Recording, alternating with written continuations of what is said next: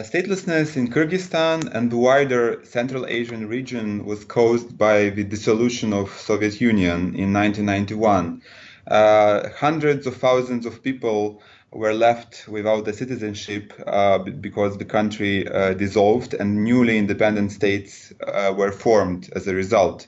So many managed to either confirm the nationality of the newly independent states or obtain through naturalization their citizenship. However, many more were left without the citizenship and became stateless.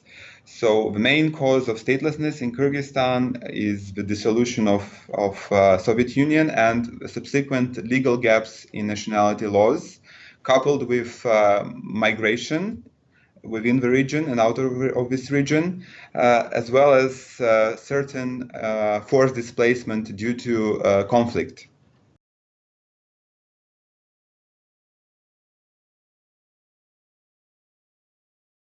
Big problem in the area of statelessness are the data, statistical data. So many countries in the world don't have a full scale of statelessness on their territory.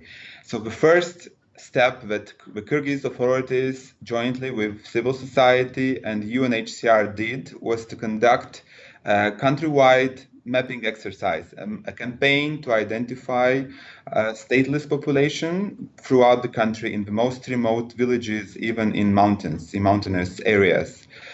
This started in the second half of 2014, and until late 2017, more than 13,000 people, if to be more exact, it's 13,700 people were identified. It includes stateless persons as well as those at risk of statelessness, who are mainly those without a birth certificate, so the unregistered children.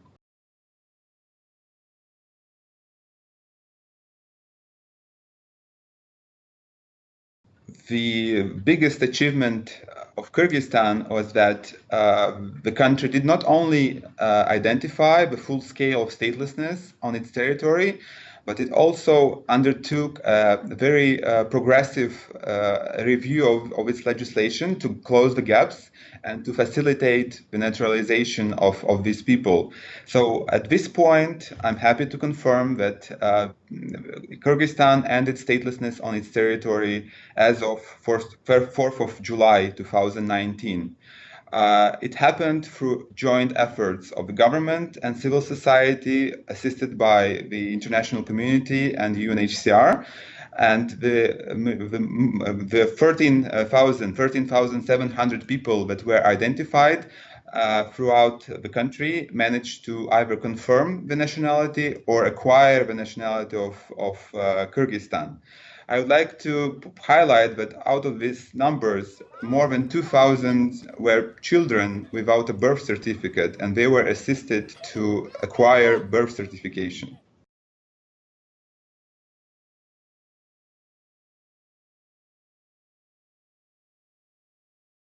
Solving statelessness wouldn't have been possible without the political will of the government of Kyrgyzstan, coupled with the joint efforts of civil society and international community. So the political will is key in this regard. And unfortunately, many countries in the world still have a lot of work to do in this regard. How we managed to assist the government of Kyrgyzstan in this regard was to explain and to conduct an advocacy campaign with them to explain that by conducting the mapping of statelessness throughout the country, it would enhance their data on the full scale of this phenomena in Kyrgyzstan, as well as have data on the population that resides on its territory. So in the end, it also benefits the security and public order.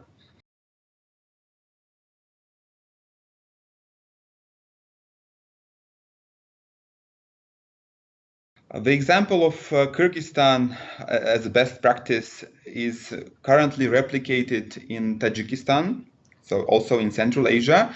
However, it is replicated on a smaller scale. So it's within a pilot region. It's not a countrywide campaign, but the results are also very impressive. So throughout 2 years since the launch of this pilot project in Tajikistan, some 30,000 people were identified as stateless or at risk of statelessness. And out of these numbers, more than 30,000 were assisted to resolve their statelessness situation.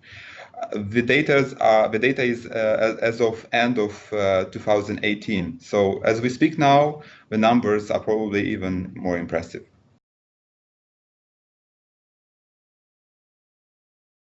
The IBELONG campaign was launched in November 2014 by the former UNHCR High Commissioner, Antonio Guterres, and the current Secretary General of the United Nations. It's a global, ambitious campaign that aims to end statelessness within a decade. So the time frame, the goal, is to end it by 2024. And it has a very ambitious global action plan in place in order to achieve it. The 10-point plan or 10-point action plan tackles the key or root causes of statelessness, from discrimination in nationality laws to ensuring birth registration to all children, as well as to the reduction of already known statelessness population.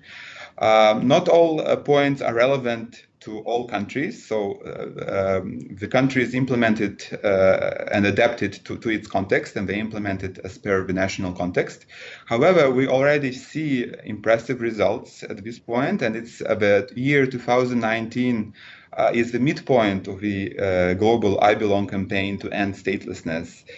And in October this year in Geneva, UNHCR will organize a high-level segment on statelessness as part of its executive committee, and countries will have the opportunity to present their achievements since the start of the IBELONG campaign, as well as make public commitments of renewed efforts for ending statelessness by 2024. We believe that this goal can be achieved only through joint efforts, so through political will of governments, as well as through the involvement of civil society and international community.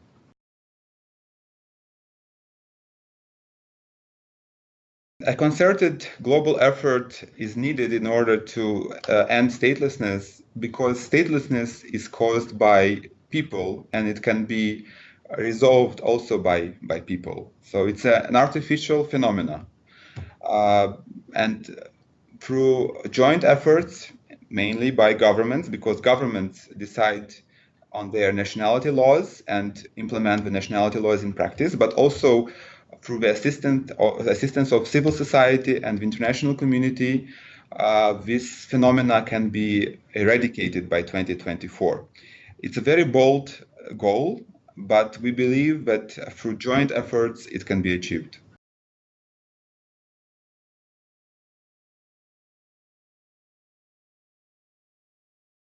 The civil society and NGOs in particular have a very important role in addressing statelessness. First of all, because they can advocate and they can organize advocacy campaigns at the national level and also at regional and local level to make this phenomena visible, because this is one of the biggest problems of statelessness. It is invisible. In many countries, even the governments are not fully aware of its existence, or at least of its scale. So the civil society key effort in this regard is to bring this phenomena out of shadow and making it visible, and also pushing in a nice way the government in tackling this phenomena. This can be done through mapping campaigns. This can be done through legislative amendments to close the legislative gaps causing statelessness. This can be also achieved through the facilitated naturalization of stateless persons, already known stateless persons. So there are key activities that should be implemented, and all these key activities are included in the Global Action Plan to end statelessness by 2024. And the governments are fully encouraged to implement this Global Action Plan at the national level in order to end statelessness.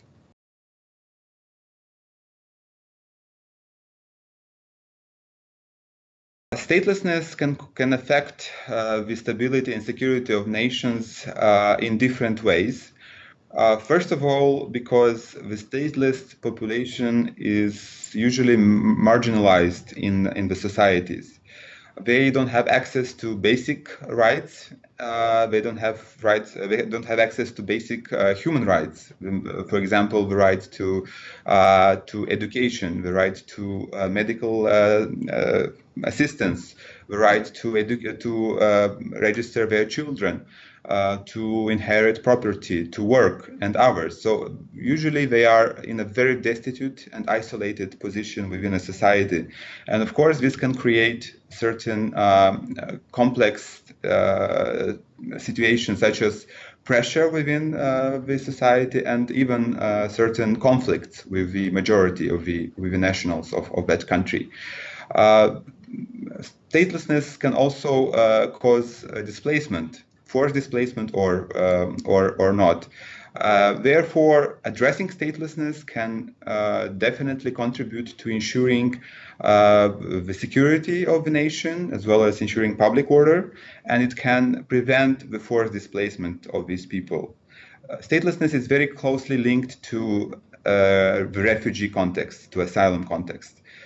So by addressing statelessness, we can also mitigate the risk of displacement of population and of these populations becoming refugees in a third country.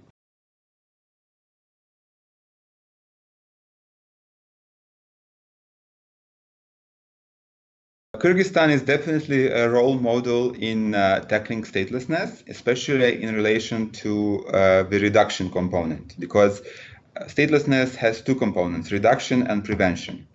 So in terms of reduction, Kyrgyzstan indeed became a historic or achieved a historic milestone of ending all known stateless cases on its territory.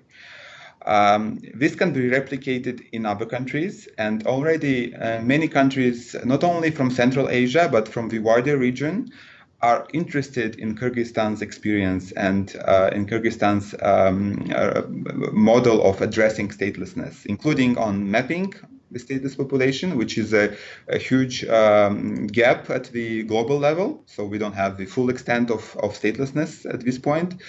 And the Kyrgyz authorities are already invited to different regional events, conferences, even at global level, to present their efforts and their results, their achievements in this regards.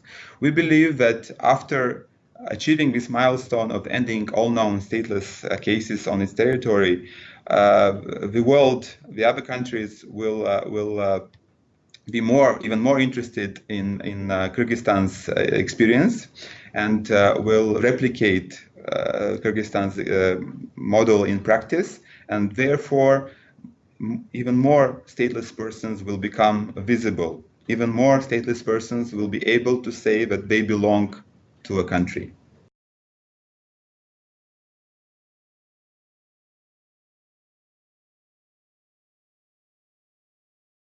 As a regional protection officer dealing with statelessness in Central Asia, I can definitely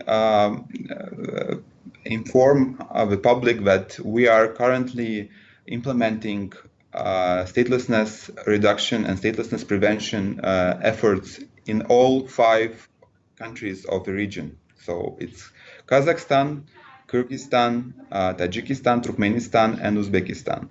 In all 5 countries, we have NGO partners, so we are very closely cooperating with the civil society, but also with the governments of Central Asia.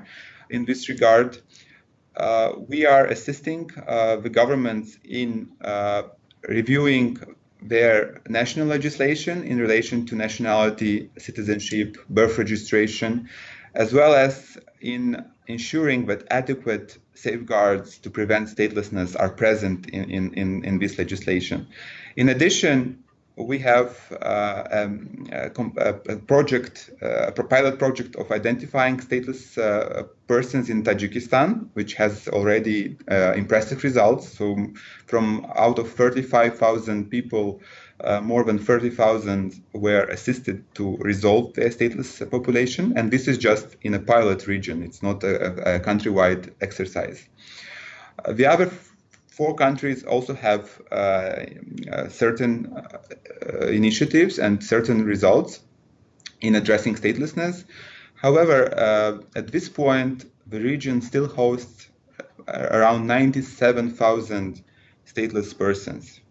So even though Kyrgyzstan ended statelessness on its territory, the region still hosts about 100,000 stateless persons, and this is only the known stateless population. Nobody knows the full extent of statelessness because Kyrgyzstan was the only country that did this countrywide mapping exercise. The other countries are still encouraged to follow Kyrgyzstan's example. However, UNHCR is ready to assist the countries, not only in Central Asia but beyond, in addressing this phenomena that should be eradicated by 2024.